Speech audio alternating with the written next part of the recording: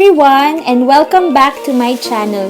Today, gagawa tayo ng DIY spice and glass jar label. So, paano ba to gawin? If you want to know, just keep on watching. As you can see, meron tayong mga glass jar. May laman na tong sugar, yung mga spices namin. So, lalagyan natin siya ng label para hindi tayo magkamali kapag nagluluto tayo sa kitchen. Alam na natin kung anong dadamputin natin. Ang need lang natin is scissor, pencil pen, contact paper. At kung wala naman kayong contact paper, pwede naman kayong gumamit ng paper and tape. So, let's start. Yung first step na gagawin natin is that we need to cut a small portion of the contact paper. Yung tingin mo, ikakasya siya dun sa mga pagdidikitan mo na glass jar or spice container.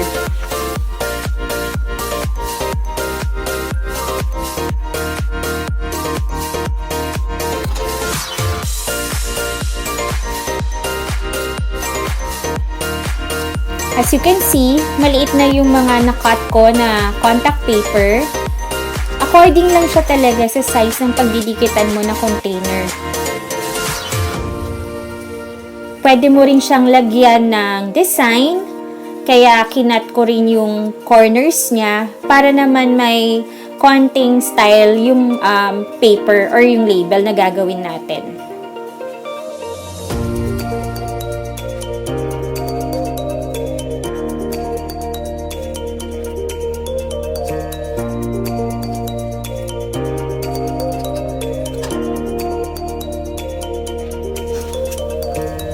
After mo na siyang makat, pwede na tayong maglagay ng description kung ano yung label. Like, this time, sugar, ground pepper, flour. So, ginamit ko lang yung pencil pen and then freehand lang yung ginawa ko. Parang mas mukhang rustic and parang farmhouse style lang siya.